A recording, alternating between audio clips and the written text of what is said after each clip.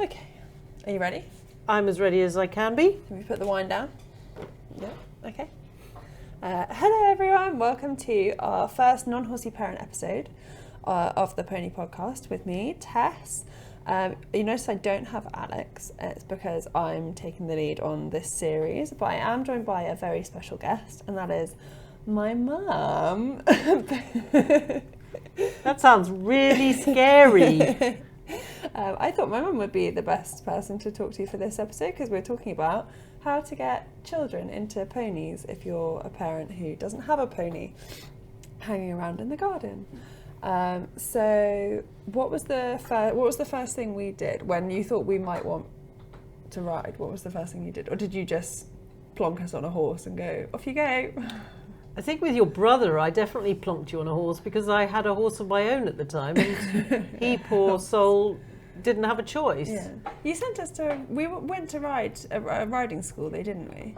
Yes, I think that was before we got ponies. So I did make sure that he went off to learn in a riding school, where there might be other children who he could enjoy being with and so he effectively had pony pals playing with. Exactly. Immediate pony pals. Because I think it's important to be doing something that your friends are doing as well. That's my first tip, but it's more from, I was thinking more from you want to make sure that your kids are actually keen before you splash out on a pony. Oh, absolutely. Let's face it, your brother didn't want to do ponies, and despite everything, I loaned a pony from a friend who offered it to me before I could even say no, really. Yeah. And was that Harry? Oh, he was great. Harry was an absolute paragon. And I think your brother tolerated riding him. Because Harry was perfect. But he definitely did not want to ride anything after Harry. No. But that was fine. No, actually I got lumped with the next one. But Guy had... We'll talk about finding suitable ponies later. But Guy had the joy of a pony who he could learn to ride on, and it's a skill... like riding a bicycle that he'll never lose. Yeah, so my first piece of advice for non-horsey parents was to send your child to the nearest riding school and get them started on lessons, and if there are only owner pony days, to go and do those, and to go and do camps, because quite often riding schools run a camp, don't they, in the summer, and then it means you get your own pony for the week and you have to look after it and you have to do all the grooming, and I don't think they make you muck out or anything disgusting like that. I think the nice thing about that is that it takes the pressure off the parent having to do all of that stuff. And also, if you don't know anything about ponies, it means you've got somebody instantly that you can talk to and ask about. Yeah, okay, so now we're going to assume that the parents involved have sent their child to the riding school and they're sure that their child is super keen, and they've decided to take the first step into adopting a furry sibling for their child. So first thing is to decide what method they're going to go about getting the pony. We loaned ponies early on, didn't we? We did, but I think more important than any of that is that you find somebody you can trust who can help you with that journey, because the most important thing is having help. Having someone who knows what they're talking about. I always think the easiest, if you literally don't have any contacts with horses, the easiest way to find someone is probably to ask at a local riding school. Or find your local pony club. Yeah. You can join it without a pony. But even if you don't want to join it, I'm sure most DCs would be more than happy to talk to someone and just give advice. And I think I've got that as one of the easiest ways to find a pony once you decide to get one is just through word of mouth, because you can trust the source more. Yeah, I think that's true. And I think you need to develop relationships for anything like that. Yeah. But the methods of like having a pony, you can loan a pony, you can lease one, or you can buy one. So loaning means that you don't pay any upfront costs, but you take on all the management costs. So feeding, stabling, farrier, and if the pony needs the vet, then you'll have to pay for it. Well, that'll all depend on whatever the loan agreement is that you have with the person who's loaning you the pony. And I think it's very important to make sure that you have an agreement. Yeah. because it protects both you and the owner of the pony. And it is a legal document, but you don't need to have a lawyer draw one up, do you? No, you can get them from the BHS. You can just download them from their website. And it's slightly different from leasing a pony, which is, so loaning you tend to not pay anything up front, but you take on all the costs. But leasing, you pay a yearly fee for the pony, and then whatever the agreement is, you pay for. Maybe you don't pay for livery, but you pay for everything else, or maybe you don't pay for vet's fees. There are various iterations on that. I think there are many different ways of sorting that one out. Yeah, either way though, you want to make sure that you have a plan for what happens if the pony gets sick while you're caring for it, or is injured or something. The chances are that if you have that any kind of agreement like that, part of the loan agreement or part of the leasing agreement will include insurance to cover you for all of that kind of thing. And particularly if you don't know, you've never had ponies in your life or your horses in your life before, I think going without insurance is a recipe for disaster. Yeah. So once you've worked out what kind of method you're going to go about getting your pony, I think one of the first steps you need to take is make sure you have somewhere to keep your pony before you make off on your merry way to find one. Well, I think if you're doing that and you've come from a point where you don't have experience, your best bet is definitely to find either a yard where there's a lot of experience in the people who own it and who will support you, and you may even find that also is the place that your pony comes from. Yeah, and that gives you a ready-made support structure as well as being and it's not necessary. Like you can just find a field and keep a pony perfectly well in a field, but it does make life a lot easier if you've got people around to help, or if you can't get down to the yard one day and you need someone to help turn the pony out into the field or whatever. Like you don't need the fancy add-ons of the yard, but they can be really helpful. You basically just need a place for your pony to graze, so a field, maybe that's safely fenced and everything else. Yeah, you maybe need a stable, but it's not a necessity, and you'll need somewhere safe to keep your tack and your pony's feed, whether that's at home and you ferry it backwards and forwards from your field. However you want to work it, those are your necessities, aren't they? And hay, stuff like that, just storage basically. Yeah, and with a first pony or something like that, you don't need the complicated things. No. A pony living out will probably be far happier than having to keep it in. Yeah. And making sure that you've got storage for basic food stuff like hay are going to be perfect, particularly with a pony at the first stages. If you decide to look for a livery yard, what are going to be the things that you're looking for? Like what's your checklist got? So I was thinking you want to describe the sort of pony that you're looking for, because the yard owner might know someone, but also it's no good going to a yard, like buying a pony that needs to live out if you go to a yard and they only have restricted turnout and you're only allowed to turn out for a couple of hours a day. And crucially, the yard may be one that is, for example, it might be a competition livery, in which case having a fluffy pony that needs minimal maintenance in that sense is not going to fit into that kind of an environment, and more importantly, it's not really going to fit into your kind of lifestyle. You may want to progress to that in the future, but be realistic, and most yard owners will be helpful along that line. And they can tell you straight then whether they have any rules that your pony will need to abide by. So like some yards turn out all geldings together, some yards turn out all the mares together, and if you then go and buy a pony that's aggressive to other horses in the field, then you're not going to be very popular once you turn up on the yard. And if simple things like if a pony has any allergies but the yard only beds down the horses on straw and the horse is allergic to straw, then you're going to want to know that immediately. I think the most important thing is finding a yard owner who you think you can get on with and and that you can have a relationship with, because at the end of the day they are going to become part of your extended family. Yeah. Just little other things to consider. So it'll be convenient for the yard to have an arena, It's not necessary, but it's convenient. Ideally with lights for winter riding and lots of hacking. So that just means that there are lots of places around the yard that it's safe for your child to ride to and from the yard. So like fields out the back, or safe roads or lanes around the yard that you can take your horse and exercise it. And explore. Yeah, hacking on quiet roads is fine. Busier roads tend to not be ideal, but you can make it work most of the time.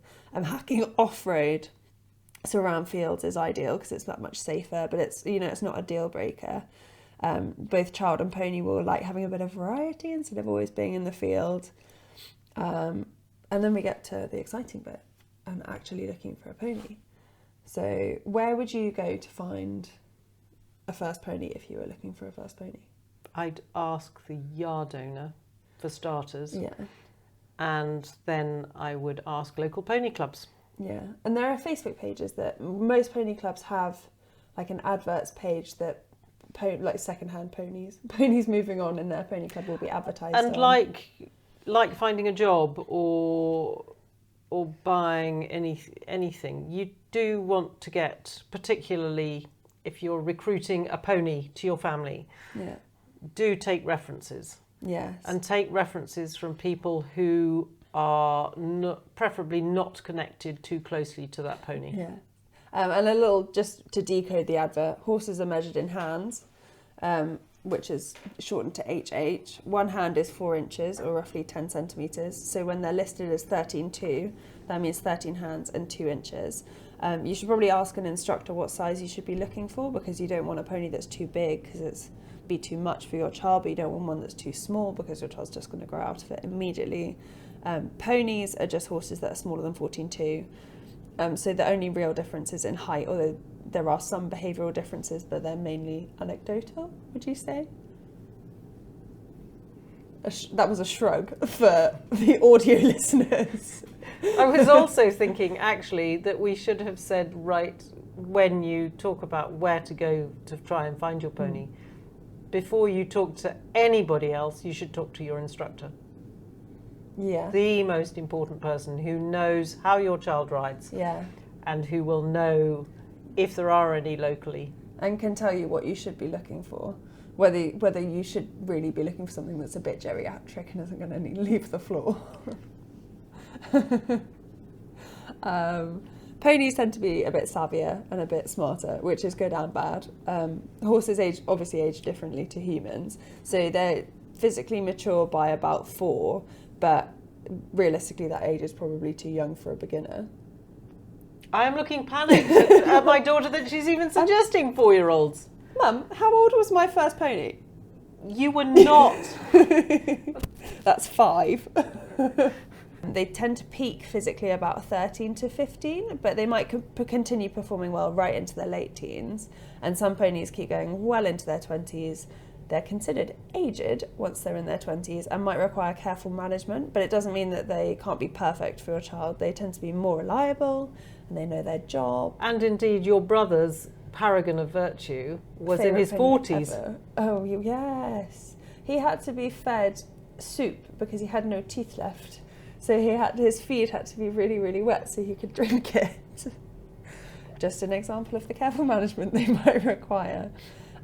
You just need to have someone with you who's knowledgeable to ask more questions about how the pony's coping with its current workload and that sort of thing. When you get to the point in the advert where they say what colour the pony is, aesthetics are immaterial, really, aren't they? There are some old wives' tales about chestnut, so ginger mares and geldings. Mares are meant to be crazy and geldings are meant to be lazy. You'd be surprised how often they do fall into those categories, but there are exceptions, and I wouldn't worry about aesthetics. If you go out for a white one, you'll come back with a brown one. And you don't want a white one because they get dirty very quickly. It's like their life's mission to be brown. So when you do find a horse who looks like it might be suitable, you want to ring the owner, ask if they think the pony is suitable for your child's stage of riding. So if you just tell them the things that your child can do. And be straight with it. Yeah, just be honest. Don't overcook it. No. Even if your child's only ridden a handful of times, it doesn't mean that you're silly to be looking for a pony. It just means that you should be upfront and say, my child's only ridden a handful of times, I need something that's very safe. And after you've done that and you've discussed whether it'll be suitable, you'll want to arrange a viewing. They're a bit like a car, it's not recommended to buy unseen, and you'll want to get a mechanic to have a look at it. In this case, A vet. your instructor Yeah. and a vet. Well, we'll come on to vettings later. So you want to take your knowledgeable friend / instructor with you. If your child's been at a riding school, it'll be worth asking if they can recommend someone to go with you. Your child will be expected to ride the pony, so take along their riding things and a body protector. If you don't already have a body protector, you can buy one from all good tack shops. Riding a strange horse is risky no matter how good of a rider you are, so no one is going to judge your child for taking a body protector. It's always better to be safe than sorry. That's the words I'm looking for. Once you're at the location for trying the pony, there's several things that I think you should ask, or make sure that your knowledgeable friend asks. Like if your livery yard owner has stipulated any rules, make sure you bring those up. So whether it's okay to be turned out in a herd. Does it have any failures like weaving and any biting? vices, so any bad things that it does, whether it bites or kicks. I mean, they're unlikely to tell you if it does, but it's good to know. Ask again if the pony is suitable for the amount of experience that your child has. And the amount of work that you realistically can give it during each week. Yeah. Suitable for any ambitions that your child might have. Like if your child is quite far along and wants to start jumping, but your pony is ancient and really shouldn't be lifting itself off the floor, then you're going to want to consider that. Don't be put off by the older ponies. They can be amazing, as we've discussed. You might want to ask what tack the pony comes with, so whether it comes with its own saddle and bridle, any rugs, boots, head collars, etc. The advert might say that the pony comes with a full wardrobe, and that just means that it'll come with everything they think it needs. I can promise you that however many accessories it brings with you, you probably will end up buying a whole new wardrobe, because if it has all of red things, they will want all of blue things. You mean the children? Yes, I mean the children. And you will end up having to buy everything new anyway, but it's good to know to start off with. If you make it through all of these stages and you finally decide that this is the perfect horse for you and it's wonderful and it's perfect and it has a horn and it flies, etc., then amazing. The only thing you need to do lastly is get a vetting, don't you? So that is like getting a mechanic to check through a car just before you buy it to make sure there aren't any problems that you haven't seen. And that's generally what you would do if you're buying it. Yeah. You may be prepared to be more flexible if the terms of your lease or loan are that should anything fall apart, you just hand it back. Yeah. So you might want to talk to if you are leasing or loaning, you want to talk to the owner and discuss about whether you want one. If you're taking the charge on insuring the pony, if you're going to insure the pony, you might want to see what stipulations your insurers make, whether they want you to have a vetting and what stage vetting they want you to have. So vettings come in 5 stages. Stage 1 is pretty much it's got eyes and it has legs, you're good to go. And stage 5 is they work the pony on hard surfaces and soft surfaces and different lines, and they do different tests and to make sure it's sound, and it's a lot more in depth without going into too much detail. You can have bloods done and x-rays done. I don't know whether we've had them done for any of our horses. We've had bloods every time. Really? Yep. I didn't know that. You basically want to listen to your vet and see what they think you should have. And like if your insurance company has any stipulations, then you want to follow them. And yeah, that's pretty much it on that. I think there are lots of conversations that you can have, and most importantly, you want to make sure that your vet knows what your objectives are with the pony concerned. Yeah. Because that will help them judge whether that pony is going to be suitable for what you're looking to do. It's worth starting to build a relationship with your vet as well, because they're so lovely. That's all I have. That's your step-by-step in getting your first pony. Congratulations, you are now a pony parent. I hope you've enjoyed this episode. I hope it's been helpful. We'll be looking to do some episodes in the future on the things you're going to need for the pony and how you can find these if you don't want to commit to buying them immediately, what your child might want to do with your pony, like places you might want to go, outings you can have, given that we're not quite in the lead up to badminton yet, but badminton horse trials is coming this summer and it's great to go to if your child wants to. So we'll have loads of really, really helpful episodes coming. Please listen to them, and hope you enjoyed listening. Bye.